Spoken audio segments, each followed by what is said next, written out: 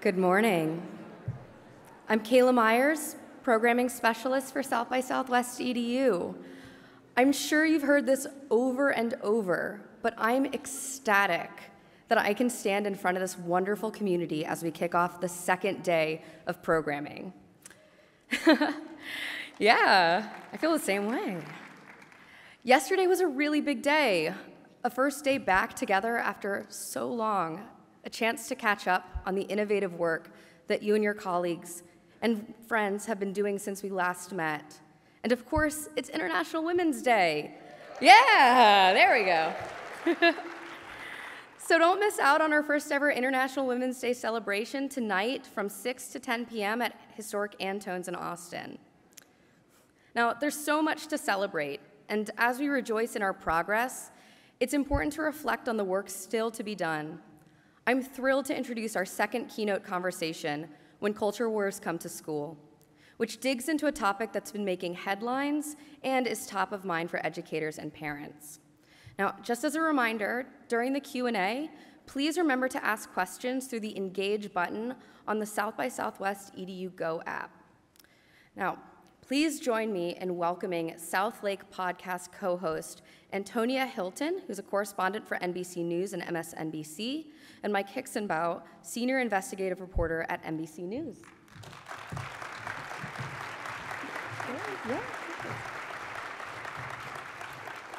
All right, and our next two, joining us next is author and activist George M. Johnson.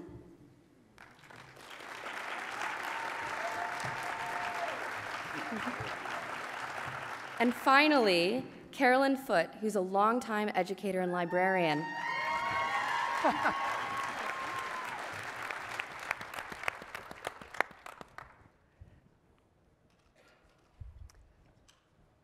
Hi, everyone.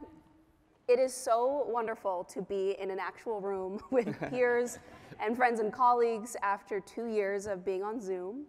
And I'm so excited for this conversation today, When Culture Wars Come to School. Mike and I have been reporting on this for now well over a year and a half, but George and Carolyn have really been living it. And so I can't think of a better group of people to talk about this with. As Kayla mentioned in her introduction, we're gonna have 15 minutes at the end for questions, and that's hugely important to us, so please remember to submit your questions, keep them in mind so that we can get you involved in the conversation at the end. And without further ado, I'm gonna have Carolyn and then George introduce themselves because they can do it better than I can. Okay, I'm Carolyn Foote. I know a few of you out here in the audience, but I am a recently retired district librarian in the Austin area, and I came to this fight by way of a group of librarians in the state, my colleagues. We came together and wanted to fight for intellectual freedom and to represent librarians. And so that's why I'm here.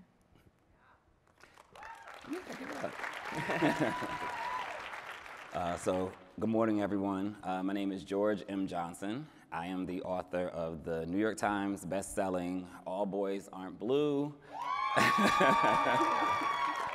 which is also being banned or challenged in about 20 states now. We've beaten a few criminal complaints, but that's been my life the last 6 months, is taking on censorship in the United States. Thank you. Before that, I was a freelance journalist, writing for many publications throughout the country for about 7 or 8 years. Coming into this from a journalist lens, we know that journalism continues to change, from newspaper to the 24-hour news cycle to digital media to now podcasts. And so, Mike, what made you all start the Southlake podcast? Well, I'm a reporter for NBC News based in Houston, so hometown crowd here.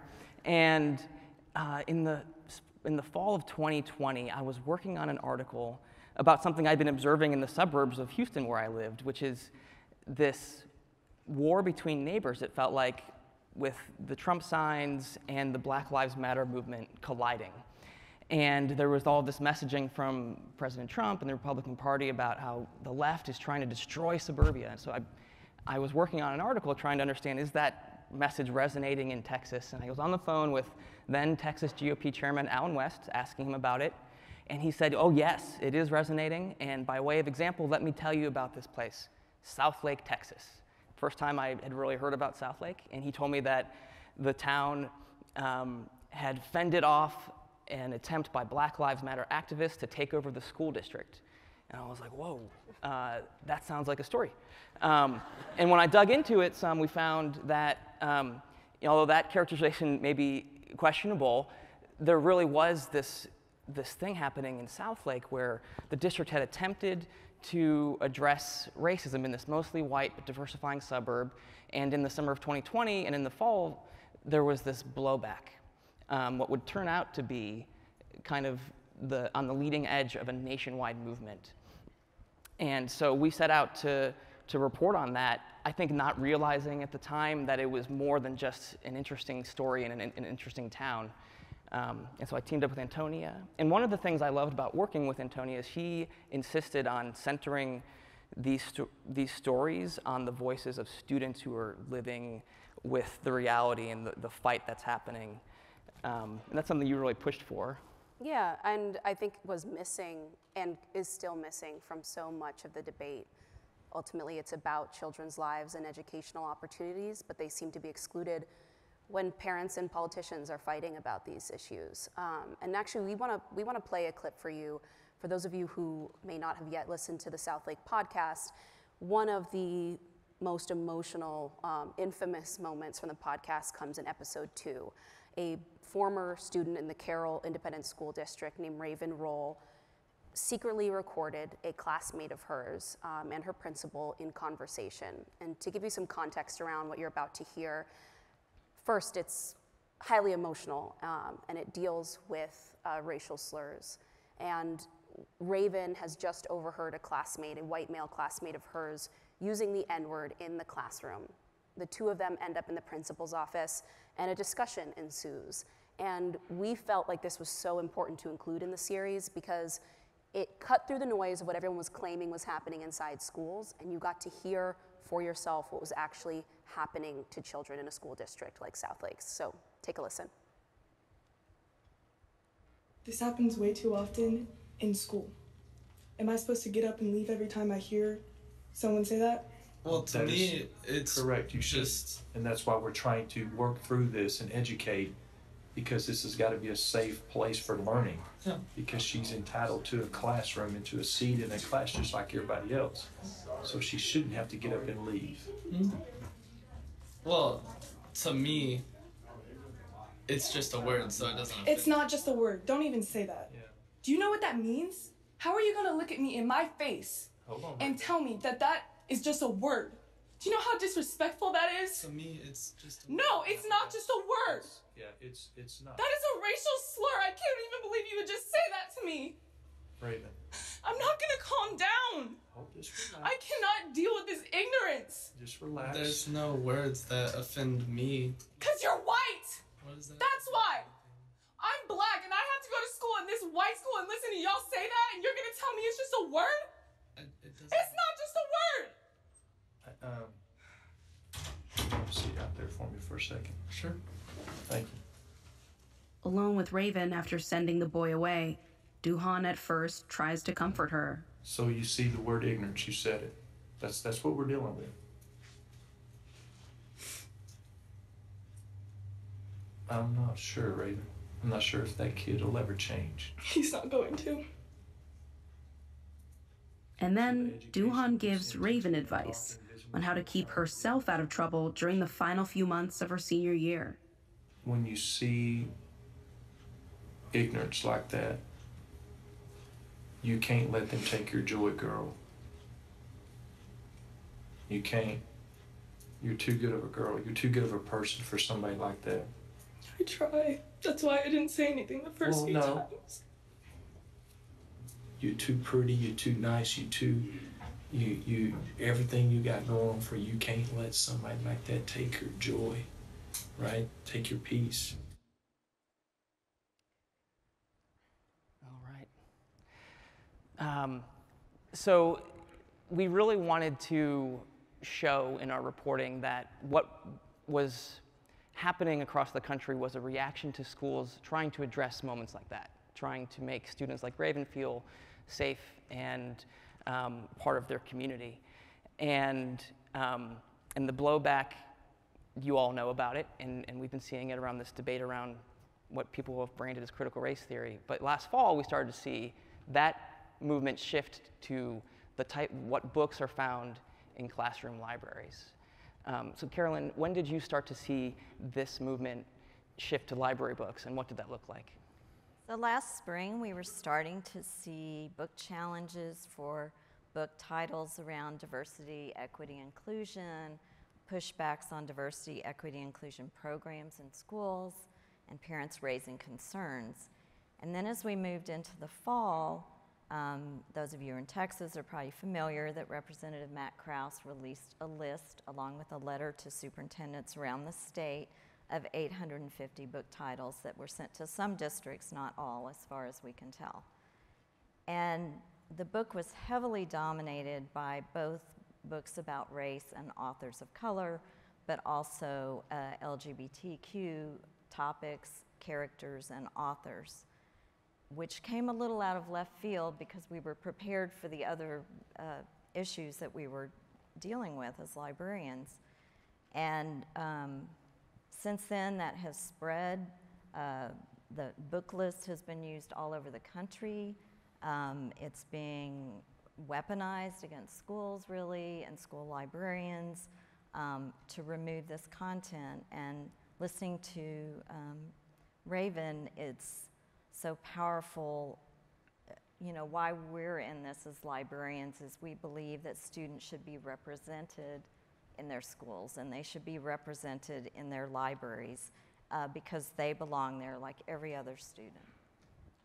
George, how did you feel listening to that audio? I mean, you wrote All Boys Aren't Blue because you wanted to reach young adults, teenagers like you who didn't see themselves in most books available to them. Take me in to that mind space, what you were looking for on shelves when you were Raven's age. Yeah, hearing that audio clip is really, really tough because I think it triggers everything that I went through going to a white Catholic school and hearing that word being said by students and having to challenge it myself. It's a reality that I think generation over generation over generation, Black kids all understand and all experience. I often say, like, you can go anywhere in this world and there's usually a word for hello, there's usually a word for goodbye, but every place on this planet knows the N-word. It is the one slur that we see even in the middle of war. People are still finding ways to treat Black people a certain way, and even in the midst of war, right? Racism never stops. And so for me, when I was writing All Boys Aren't Blue, I live my life by the Toni Morrison quote, if there's a book that you want to read and hasn't been written yet, then you must write it. And growing up, I had no literature, not just Black literature, but there was no queer literature. I was reading about the Invisible Man and having indigenous people called savages. We were reading To Kill a Mockingbird or Holden Caulfield. And so I wrote a book for the 5-year-old me who knew I was different, but didn't have the words to explain it. The 10-year-old me who was called the F word for the first time on a football field and had to choose safety over happiness. And the 15-year-old me who, and 17-year-old me who simply just wanted to go to prom with a boy and knew that had I done that living in New Jersey, I would have probably been expelled from school. And so in writing this book, it was to just simply put a story out in the world so that people understood what it looks like living at the intersection of Blackness and queerness. And we can see how powerful storytelling is because no one would fight so hard to suppress it if it wasn't doing what it was doing to help change lives and give people that visibility and representation that they've always wanted to see. So you talk about you writing this book for kids, to put it out into the world what hasn't been there on library shelves historically. But we've seen now across the country people refer to, and your book contains some difficult passages. Yes. And you can talk about that. It includes some explicit descriptions of sex. Yes. In the context of your story. Yes. As part of that story. Yes. And we've seen conservatives in Texas and across the country point to those passages, those 2 passages in your book, and refer to them as pornography. In Florida, people trying to take out criminal charges against you and librarians who put the book on the shelf, saying that this is an attempt to sexually groom children. And you're describing, you did this as like an act of love to kids, and you're being framed that way. How does that make you feel? What's your reaction to hearing those words? Well, yeah, and that part is actually interesting because it's twofold. And just for clarity, they did file criminal complaints. They filed one against me in Florida, one against the book in Florida, and then they filed one against me in North Carolina, and then in Iowa, my book is the catalyst for the bill that just passed the House to make it a misdemeanor for teachers or educators to give my book to a teenager. But we're still waiting to see if it passes through their state Senate. But it's twofold, right? Because my book is being challenged as being too graphic or too sexual for 4 pages that are within a 320-page book. 2 of those pages I describe sexual assault and what it was like to be groomed as a 12-year-old by someone who was older than me. And that chapter really is teaching young adults about what consent looks like, what non-consent looks like, and how to recognize the signs of sexual abuse because they're not always as apparent as they may seem, like on an episode of like Law & Order SVU. It could be a process over months and months and months where a person literally is doing these little things to test you, to see how much further they can go until they go to that place. And as a young adult, you may not realize that's what's actually happening to you. The second passage is literally talking about me losing my virginity, but I was 20 years old. And so it's being spun like my book is 50 Shades of Grey, when my book is a lot closer to like the movie Soul Food.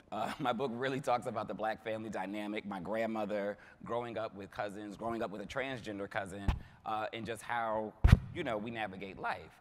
But what's most interesting about it is growing up, I learned about Greek and Roman mythology. There was rape, there was pedophilia, there was a whole lot of that we learned about just going through our school systems. And so our books, like I said, are not introducing teens to these heavy topics. Our books are what's helping them have the resource to process these things when they deal with them, not if they deal with them.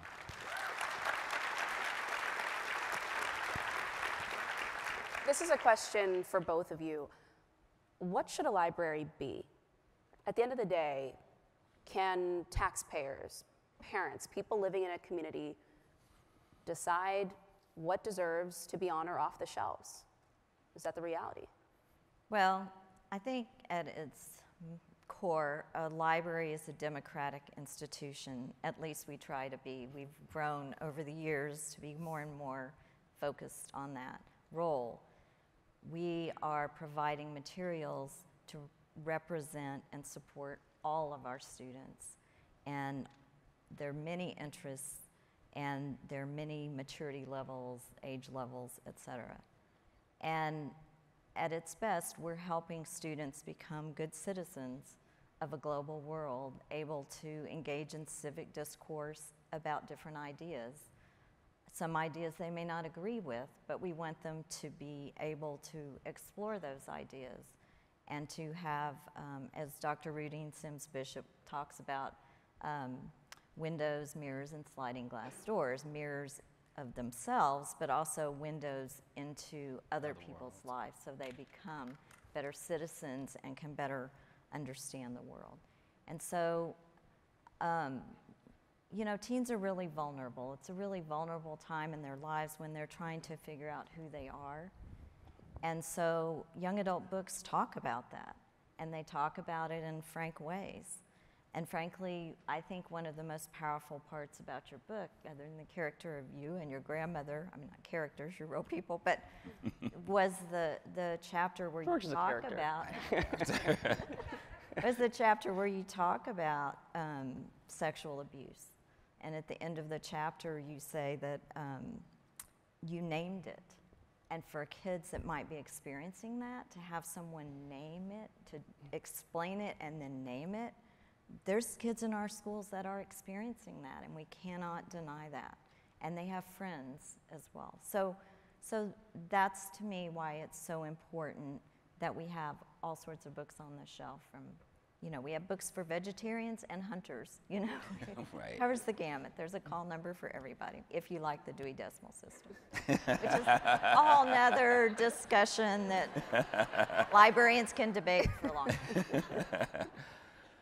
Oh man, I mean, libraries, librarians, it's like the most important resource for kids.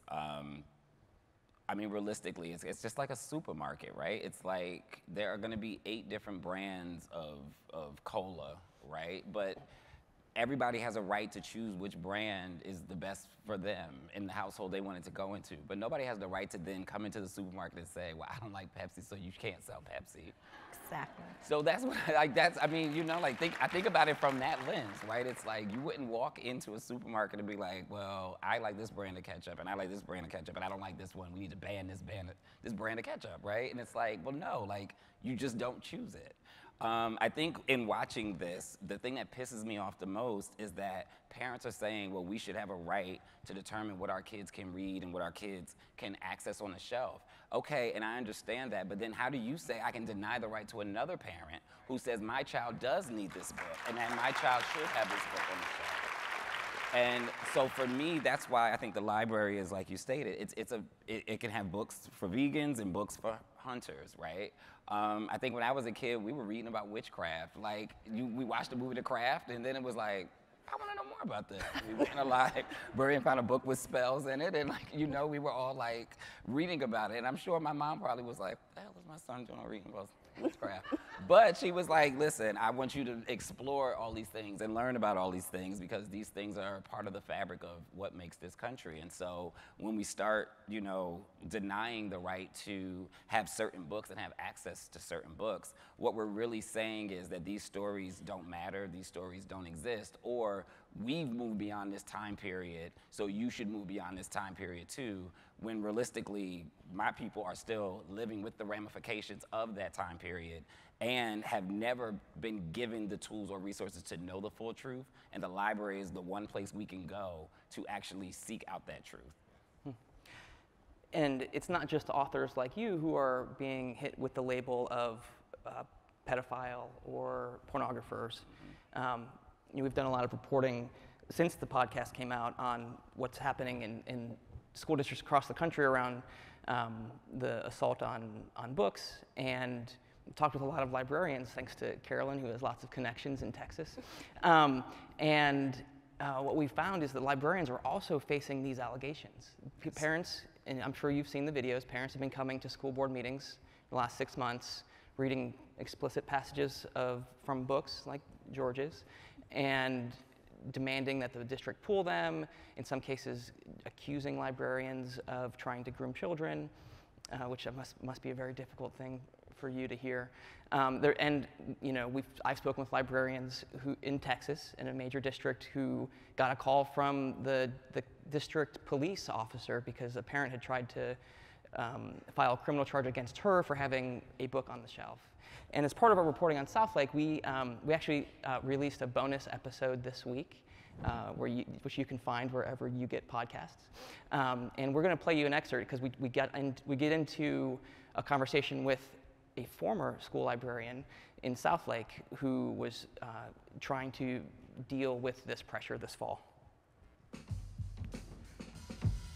Meanwhile, the battle over which books should be allowed in schools was intensifying, and not just in Southlake. Look at our libraries. Propaganda works on impressionable minds.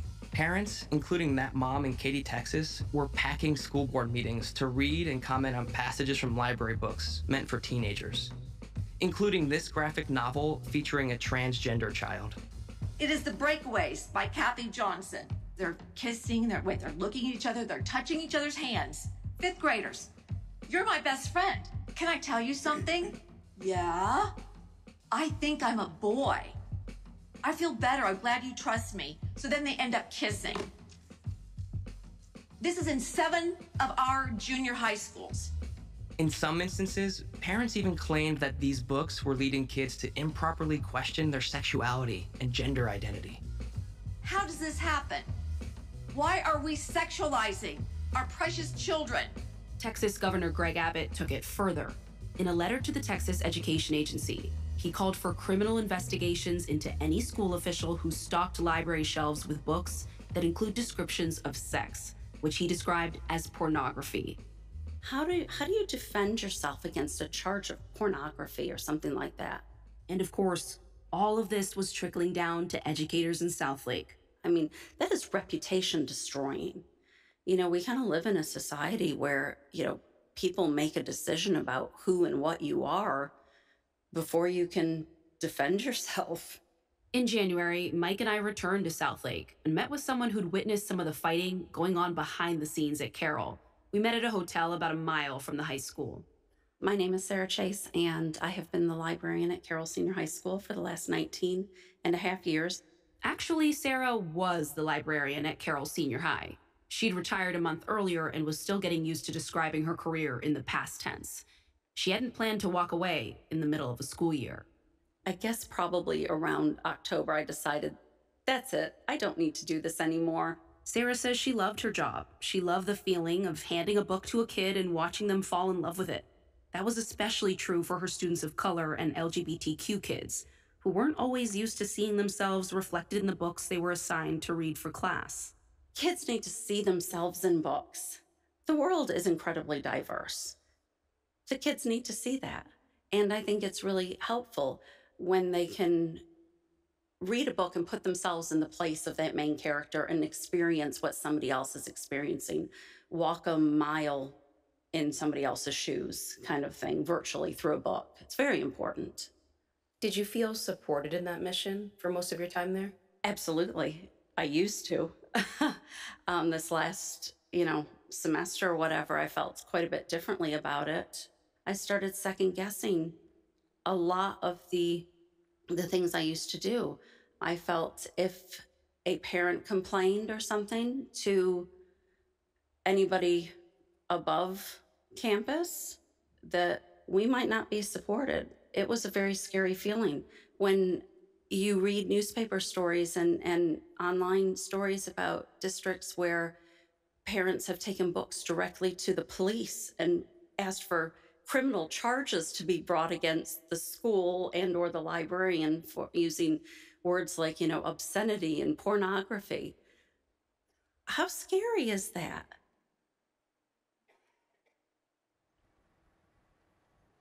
Carolyn, you're hearing from librarians and educators across the state who are living what Sarah Chase is living through right now. Second guessing their careers, considering early retirement, worried that at any minute a parent could destroy their reputation in the community in which they work. How is this fight going? I mean, are people hearing you? Are people hearing librarians in Texas, or are you being drowned out by the powers here in Texas? So to give a little context, a few colleagues and I around the state, a couple are anonymous for reasons of their positions, started a group called Freedom Fighters. It's FREADOM Fighters. And it's, frankly, the issue has just blown up, not only in Texas and around the country. And it's been a very challenging fight. So we're engaging it as part-time advocates, really grassroots advocates. And we've seen it spread from Texas to many other states. We've seen book challenges all over the country. We've seen numerous states starting to roll out bills that criminalize librarians, impose fines on librarians, and other educators for covering certain content or having books on the shelf. And so really what I want to bring everyone's attention to is it's a national fight for intellectual freedom and for our students' voices and that deserve to be existing. But it's also a local fight. Every censorship fight is local. So we see some communities where students have had success in getting the school board to reinstate books. We've seen some communities where parent groups fighting against the books have been more successful. But I think as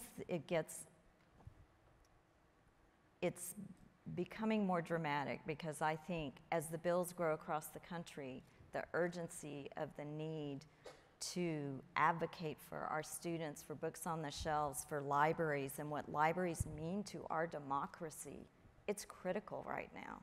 And we need everyone's voices out there, because the fight is getting really challenging.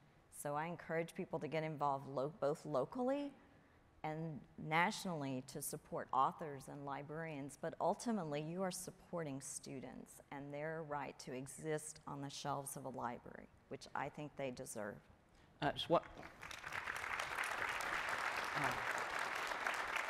I love that there's like a Carolyn Foote fan section up front. Just want to remind everyone, in about 10 or 15 minutes, we're going to go to questions. So if you want to get those in now and upvote the ones you think we should ask and discuss. George, from your perspective, your book came out when? In 2017, 2018? No, 2020. Okay, 2020. April Still. 28th, yeah. Okay, so it's been a few years. Yes. And so many of the books that are being challenged now did come out 5, 6 years ago. Yeah. Why is this happening now? I mean, we can be honest about why this is happening now. We're watching a population shift. We're watching the demographics of the United States shift much faster than most people in power thought they were going to shift. Gen Z is about 51% white, 49% non-white. That is the closest that the United States has ever seen a generation potentially having more non-white people in it than white people in it. That was the 2019 census. So if we're just looking at the numbers in this country where Latinx women and black women are still having more children at a higher rate than white women, that shift in the population is going to happen a lot sooner than most people thought. What that does is it creates a fear, an internalized fear of what happens when the majority becomes a minority. And so what they then do across the country is they attack every place where they also see the shifting of storytelling or demographics actually happening. So books is one of those places. Television and film is one of those places. You're starting to see those areas become more diverse. Not only are they becoming more diverse, the storytelling is becoming more truthful because it's coming from the lens of the oppressed and not the oppressor. And so when you're watching that happen, and then you have a new generation who is fully invested in reading about the truth, that means that when they become the next leaders of this country, they're actually going to go into the leadership roles knowing that trans people exist, knowing that black people exist, knowing that all types of queer people exist, and they're gonna make decisions that aren't necessarily the best for who the majority is. They may start making decisions that are best for those who have been the most oppressed in this country. And so this is one of those like white lashing, white fear-based attempts. One of those last-ditch attempts, I think, which is why we're seeing the attack on Roe v. Wade, and we're seeing the attack on the Voting Rights Act, and we're seeing them try to redistrict, and we're also seeing them trying to ban books. It's all tied together to the fact that a population shift is happening. And culturally, this country is now starting to be, specifically that younger generation, more invested in the truth in a way that I was indoctrinated to think that Abraham Lincoln was my savior. I played Abraham Lincoln in a school play. And so even in All Boys Aren't Blue, I write about becoming an adult and then reading about who Abraham Lincoln actually was and reading about who Thomas Jefferson actually was. And so when I think about the fact that my cousins, though, they come into it not looking at him as anything more than another person from a specific period of time who also had the same views as many of his predecessors, right? Or many of the people down his lineage. We're watching the indoctrination from K through 12 start to shift. And that's, I think, what's causing this panic to happen, where they're like, pull every book that tells the truth. Because at the end of the day, critical race theory, you can throw that word out. It just means the truth. Literally. CRT really is just telling the truth. And this is really just a fight about stopping the truth. I'd love for both of you to actually, now that you already went there, put this in a broader political context for me. I mean, here in Texas, I'm not local like Mike, but I spend pretty much every other week of my life here. Look, now they're going to be investigating cases of families that have sought out gender-affirming care for transgender children. They've labeled that child abuse. I mean, do you see that as connected to this? Spell this out for me. Yeah, it's all interconnected. The Don't Say Gay bills. I mean, you have a Don't Say Gay bill in a state where you had the largest massacre of LGBTQ people. So literally what you're saying is we can't even discuss the fact that the largest massacre of people that happened in this state, we can't even discuss that in classrooms because it dealt with sex and gender, right? Because it was such a targeted thing. And so, yes, when we're looking at these targeted attacks against trans people and against LGBTQ people, it goes back to that census again, right? Like 15% of Gen Z identifies as LGBTQ, and it's growing. That's the largest percentage that they've ever seen in a generation. And so there is this moral belief in this country around just like purity and heteronormativity being the norm and being the thing. And so even, it's interesting, like when you hear them like, oh, this is pornography and we're sexualizing our children. I was in kindergarten being forced to give Valentine's cards to girls. Like, what are we actually talking about, right? We are socially conditioning kids from the moment, look, I wanted to say from the moment they're born, but now we have gender reveals, so before they're even born. We are literally sexualizing and gendering our children before they're even born. And so, yes, when we look at what they're doing in Texas specifically around that, it has less to do with transgender people. It has more to do with protecting that the normal thing is heterosexuality. They just signed a bill in Iowa to stop trans athletes. Like, how many trans people do you think even exist in this world that it is hurting any other collegiate athlete's chance at anything, right? Like, literally, it's one of the wildest attempts to just, I guess, reinforce that heterosexuality is the norm in this country and will stay the norm in this country, despite the demographics showing that that's just not the truth. I think the hardest thing for me as an educator and for many of us as educators is seeing this political effort, this become a political effort. And I'm not saying there aren't some parents who are legitimately concerned. I'm not saying that at all. But there's a playbook now. And the fact that political figures are using this as an electoral tool to win an election on the backs of teenagers. And, you know, in Texas, the governor was prosecuting a 16-year-old last week who's transitioning. A 16-year-old, a governor of a state. Can you imagine being a 16-year-old and having the governor of your state call you out like that? As an educator, I just find that so troubling and damaging. And, you know, really when you look at libraries, libraries are trying, we do diversity audits of our collections to make sure they're well balanced, and we're really working hard at that as a profession. But when you look at the number of books about people of color or LGBTQ students and characters, we're actually underserving them because the titles just aren't out there yet. And so we're definitely not trying to sexualize them. We're actually just trying to serve kids that have been underserved in our school communities. I'm going to bring it back to library policy real quick, and then we'll get to some audience questions. I think we should define our terms a little bit, because we've mentioned pornography a lot in this conversation. And Carolyn, can you talk about what distinguishes a book like George's from pornography? And it's a legal definition, right? How do librarians think about that? Because there are limits to what schools will put on shelves. Sure. You're not going to put 50 Shades of Grey maybe in a junior high library. Sure. So how do you figure that out? And first define that word for me and what the difference is.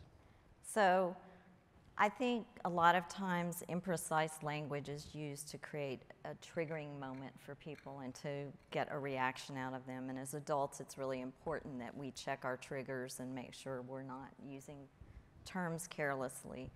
And pornography is defined by state laws, and Supreme Court law is something that's meant to be prurient. It's meant to arouse, a word I never thought I'd say on a stage.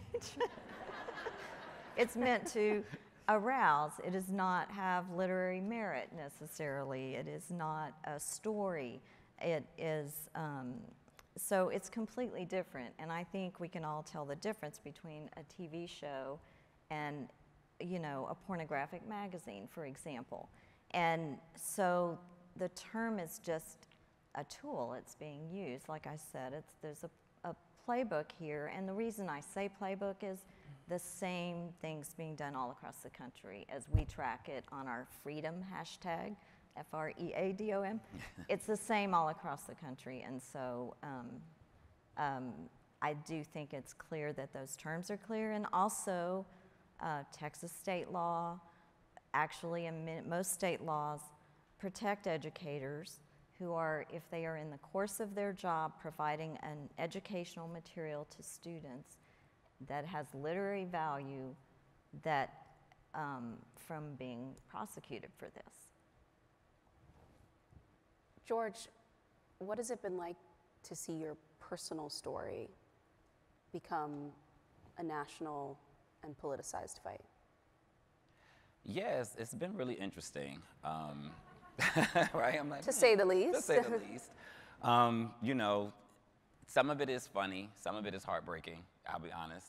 There are days where I do cry about it, and I don't even know if I'm crying, because like, I think I'm crying more so because I'm just angry. It's not even that I'm angry that they're attacking my story, I'm angry at the fact that they're trying to block people who really need the story from reading it. It's been interesting, and I would say the funniest parts have been the attempts to remove my book from libraries that don't have it. Which is why it's a playbook, which is how we know it's a playbook, because there have been several attempts to remove it from libraries that don't have it. Attempts to remove it from libraries that it was never checked out from. And so again, it goes back to it being a playbook. I don't necessarily feel like it's a personal attack. I feel like it's more of an ideological attack.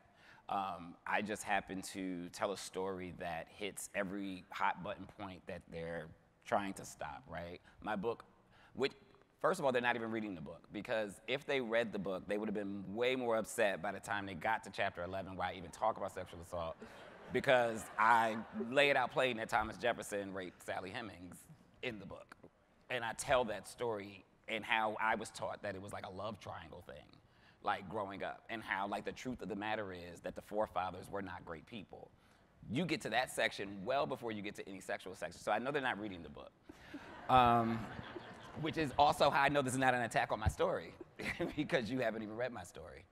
But I do think, for me, it's just important that I continue to be visible, I continue to be public about it, I continue to talk about it, that I don't let them frame my book in that certain way. Everything that talks about sex is not pornography.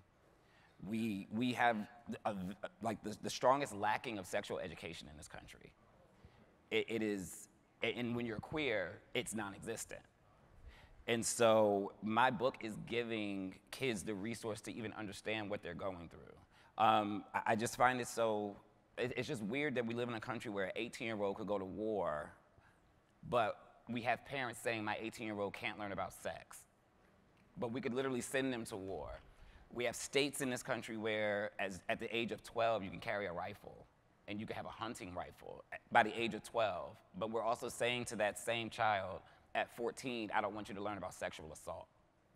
So you can carry a deadly weapon and have the mental capacity to do that, but not learn about sexuality and gender. And so for me, that's really where I sit, and it's like, no, my story is giving them the tool, the resource, the thing that they need. I was a teenager. We all were teenagers. We all sat in lunchrooms and talked about sex and talked about all of the things that our parents thought we didn't know about.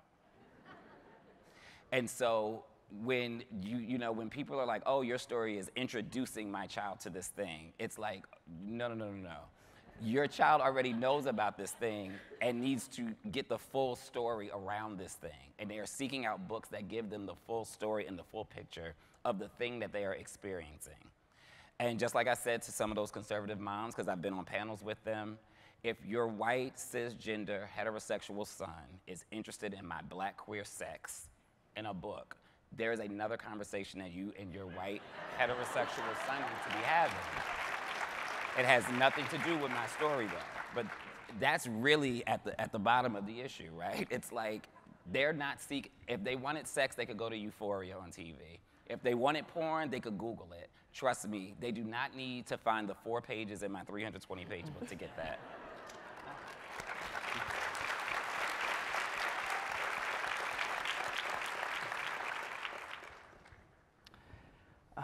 I think that's a great transition point. We've got some audience questions rolling in. I think we'll just read off the top. You said I was a character, so I just went. I knew you would. You guys can keep sending questions in, upvoting the ones you want us to talk about. Carolyn, I think you should take this though. This is now in several states, and it's now a playbook in several other states. I think we're focusing on the book, the attempts to ban books. Have you seen districts successfully defend against this playbook, and how? So I think it's multifaceted.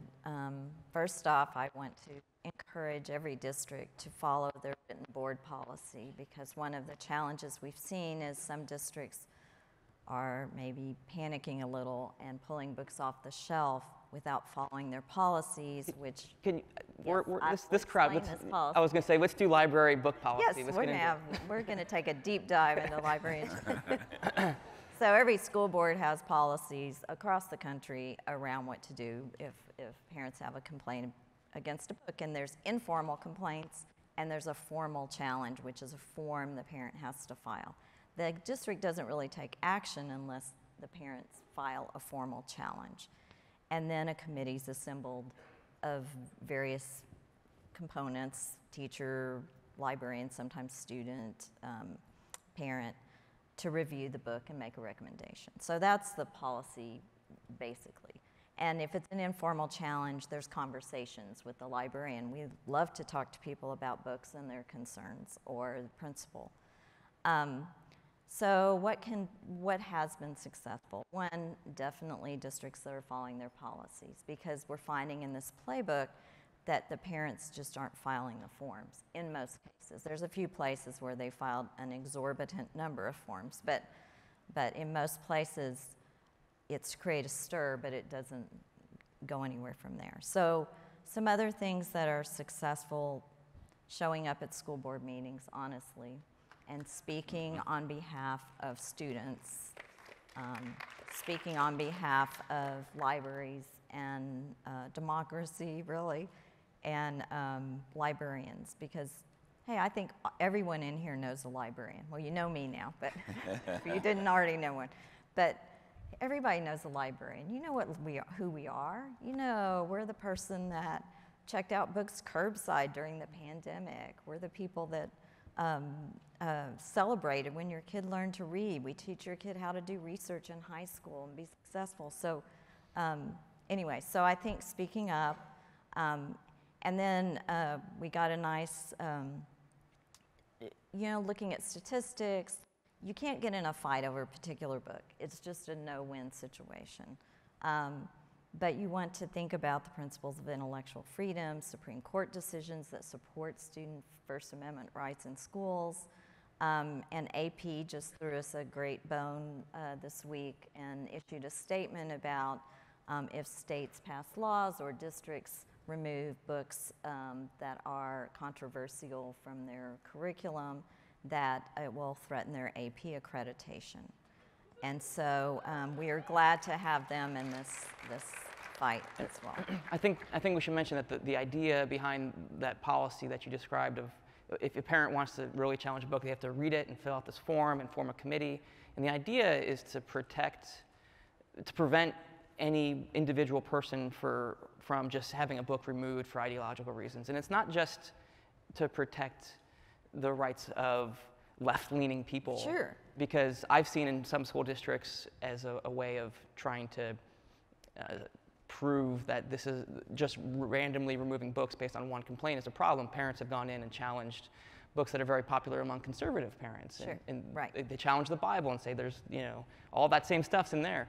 And so the policies exist so that the library is not just acting at the whim of some individual. Right, they protect everyone. I mean, I've been on a book challenge committee for Dante's Inferno. Anything can be challenged, right. And I think that's what people don't understand. The policies exist for everyone, and a policy a district has is a contract of trust with the community and with their own staff, that this is the way we're going to operate if this happens. It's like every other policy. And so, yes, but it protects everyone because there's no reason that people can't come after books from the other direction or from any direction. So that's why it's in place. Our next audience question is, this facet of the culture war feels starkly different than its earlier iterations. Can you speak to what is fundamentally unique about this moment? George, you look like you want to take that on. Sure, social media. Social media, like when Toni Morrison was getting banned 30 years ago, there was no social media. There was no instant reaction that she could make to a person challenging her book. So with the power of social media, I mean, honestly, this was, like you said earlier, it was a very local thing for months. And I made my first tweet about it when I got banned, when it hit 8 states. That's when I finally was like, no, nobody nationally is covering this. And I was like, I don't even think they know what's going on. And so I do that, and then all of a sudden, the tweet goes viral. I start getting requests for interviews. That next week, the criminal complaint is now filed against me because I've now brought attention to all of these places. And so social media is really what the biggest difference is because people can in real time say what our books mean to them. People can in real time challenge those who are challenging our books. Whereas in the past, we didn't necessarily have this as a medium to have reactions in real time about it. And the social media thing cuts both ways too, because the folks who are challenging books in Katy are seeing what they were doing up in Keller, and they had seen what was happening in Florida, and it's the same list of books that are kind of going viral. Parents have had viral moments from reading books at school board meetings, and then it seems like the same handful of books are being challenged, not handful, the same volume of books is being challenged everywhere. And you even talked about this earlier, that there are certain books that are like, if the parents knew about them, they would be going after them as well. They just haven't made it on a list yet. Yeah. Right. Yeah. I mean, honestly, like my second book, I'm shocked they haven't found out, but eventually somebody will find out, read it, and be like, oh, we got to get rid of this one too. Yeah, call those out. Yeah, like, you know, it is, but it's really, I think that's what's making this moment extremely unique is that social media has played a major role. And I think it's played, I'll say it's played better to us who are fighting against it in many ways. We're watching the students have a voice and be able to utilize their voices. You know, the same way I've had parents come up and say this at a school board meeting, read, you know, a sexual passage. I've also seen students go up and say, I read this part of George's book and I named my abuser. Right. And so the power of that storytelling counteracts it. And I think more of those stories are making it into the world because of social media than the couple of parents who haven't actually read the book yelling and screaming and trying to ban them. I think also in the reporting that Mike and I have done, and Carolyn, you touched on this, we've also been a bit surprised at times by just the level of local political mobilization around this. And of course, things like that have happened in the past, as this person's question mentions. I mean, parents fought against Harry Potter books in a lot of districts, but we're now in a new political environment in which people running for these school board seats are raising tens of thousands of dollars. They have PACs behind them. There is real money there. I mean, Carolyn and I were joking about how when I was in high school on my student senate, I had to attend my local school board meetings and I would be falling asleep in the corner because it was so terribly boring. And now I'm like, what did she say? Oh my God. You know, there's money, there's mobilization, there's planning.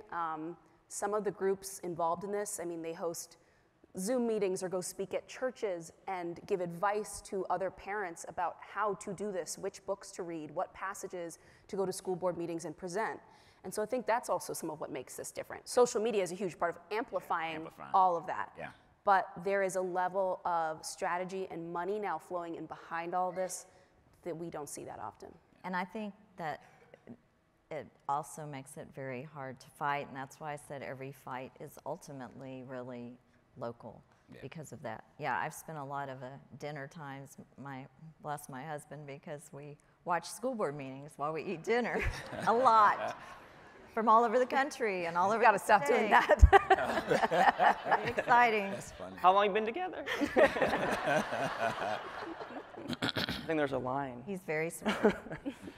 George, I want to go to you with this audience question that's for you. How are you prioritizing your well-being and your creativity during this kind of onslaught of racism and homophobia that is coming directly at you? Yeah. Okay. Like, how am I prioritizing? So the joke I always Or say are is- you, I guess? I do take time for myself every morning. Prosecco helps. So I always lead with that Prosecco has helped. But in all honesty, I take time every morning. I have an altar set up, ALTAR, to my ancestors, which is my grandparents, my transgender cousin Hope, a couple of uncles, and my line brother who passed away. I pray at that altar every morning to center myself to get my day started. One thing I'm really adamant about is before I give any of my energy or time to the world, that I give myself at least 15 minutes to start my day, because if I don't give myself that 15, I may never give myself that 15 in a day. And so that's primarily what I do to really center myself and make sure that my well-being is taken care of. I truly believe that my grandmother is still the person who kind of controls my show. And so I talk to her every morning to kind of make sure that I'm going into it from the best mindset and the best, spiritual place. I do give myself days of rest. It can be very, very hard to do so because I'm in so many areas and so many spaces, but I do make sure I take time to rest.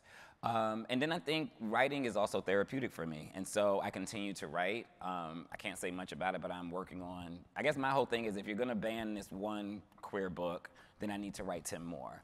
And so that's pretty much the mentality I've taken. And so I have more books coming.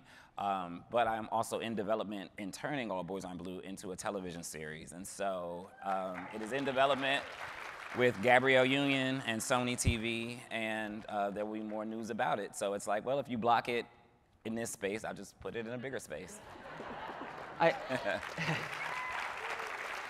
Antonia, I want to pitch this question at you. Oh. How has this phenomenon of culture wars in schools impacted the mental health of students? And I think you have a piece coming out tonight on NBC Nightly News, potentially? Well, we. I don't go on camera, guys. That's not how this arrangement works, but that touches on that. How has this phenomenon in schools impacted students' mental health? If the short answer is terribly. You and I have spoken to kids over the last several weeks who are in districts where the books that they believe reflect some of their life experiences, George's book being one of them, very frequently named by students in Texas, that it has left them feeling like the adults and the politicians who have power over their lives don't care about them, that no one wants to hear about what they are going through or who they really are. It has made some of them fearful to be honest with classmates or teachers or even their own parents who they worry won't value them. And so it has a direct impact on their mental health. And kids, when you talk to them, and so many people forget to talk to them, they will tell you that. And Mike and I have made it so much a part of our mission and our reporting to sit down with kids in every story because they know so much more than adults seem to give them credit for. They are aware of the political environment around them. I mean, they can name Matt Krause, They know, they're reading the news, they see what their district leaders are doing, and they can connect all the dots. So this story that we have that's airing on Nightly News tonight, it features a 12-year-old named Christian who goes to school or lives in Southlake, Texas, and used to go to Southlake's Carroll School District. And you really have to watch this piece, and you'll also hear him in our bonus episode of the podcast. He is such a special 12-year-old. His dad jokes that he's like 12 going on 40, like wise beyond his years. He loves Yu-Gi-Oh, science fiction. He's just such a sweetheart when you meet him in person. He identifies as pansexual and decided to tell a couple classmates, some friends that, and it got around at school. Christian was bullied relentlessly. At one point came home with welts all over his legs. And I don't want to tell the whole story, but eventually realized he wasn't sure he wanted to live anymore. And his mother, his whole family has rallied around him, gotten him the help and treatment that he deserves, have taken him out of the school system there. But elevating stories like Christian's it's been a huge part of our mission, because I think people who maybe don't have a queer kid of their own, don't have black neighbors or friends or family, that they don't know what these kids are hearing day in and day out. And George, you said it so well, that the idea that these books are introducing these concepts to kids, when you actually meet these kids, they have experienced abuse, harassment, racism, homophobia, often worse in their own community, right in the school hallways in which you hoped that they were safe, well before they even found out about a book like yours. Exactly. And so putting kids' voices in these stories has been so important for me, Mike, and honestly everyone at NBC News who's covering this, because the kids just tell it to you straight. They will tell you what they hear in the hallways, and often what they tell you, it looks a little different than the story that parents or politicians have put together. And honestly, on many sides of this debate, there's like this infantilization, like acting like kids need to be shielded from things that, again, they are already living. They are not, fearful of hearing certain terms or, snowflakes, because they're living it already. And so, we're so grateful to all the children and the young teens who spoke to us for Southlake the podcast, who sit down with us and have the bravery to tell their story on a platform like Nightly News, because that can be terrifying. Carolyn, what was that like for you? But terrifying. Y'all made it easy, but it was terrifying. I'm glad. But you know why I spoke was on behalf of those kids, because as educators, we have a fire in our belly for protecting kids, and we just want them to have their stories heard.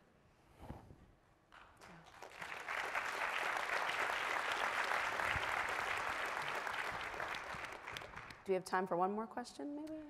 I don't know where we are. I think we're supposed to wrap it up. There's a blinking red light right here. Get off stage. Thank you So both many good questions. Speaking of stories, thank you both for telling yours and being vulnerable and helping us understand. And thank you all for listening to us.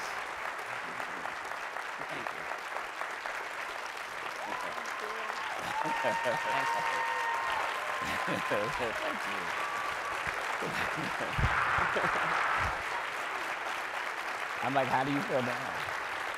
I know. Never